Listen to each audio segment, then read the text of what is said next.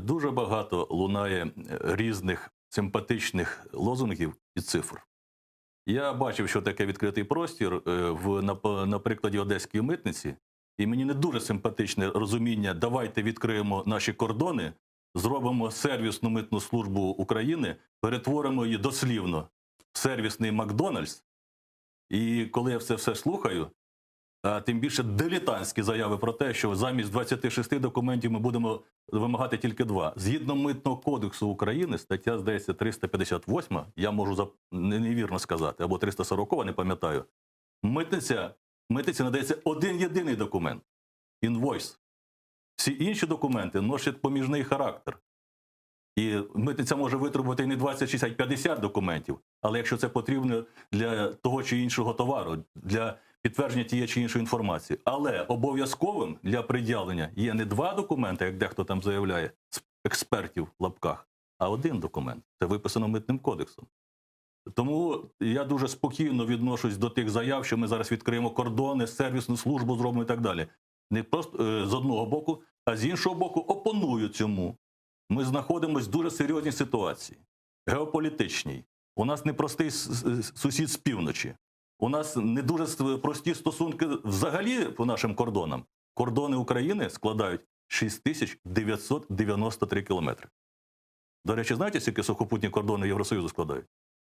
Сухопутні кордони 12 тисяч кілометрів. Всього в 2 рази більше. Там 66 тисяч морських кордонів. І коли мені симпатичні хлопці з Грузії намагаються розказати, як я тут повинен себе організовувати митну адміністрацію, я не спорю.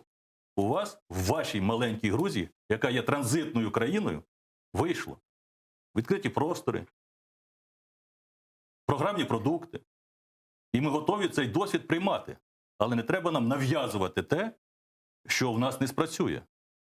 Тим більше в такій непростій ситуації. Тим більше з такою географією і з такою економікою. Добре, а що спрацює? У нас працює, перше, от переді мною лежить Україна 2016. Пройшло майже вже скоро буде 5 років, як ми колись запропонували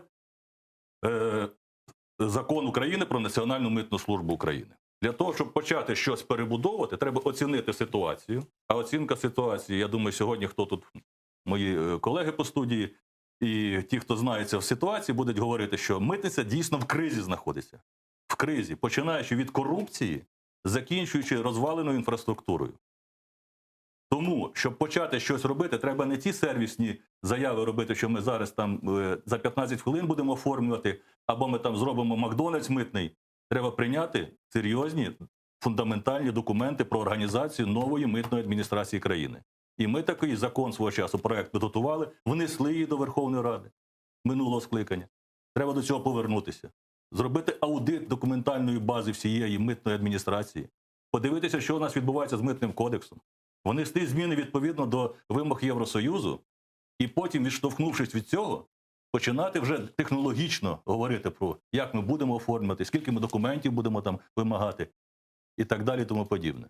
Тому тільки через структурні зміни до технологічних.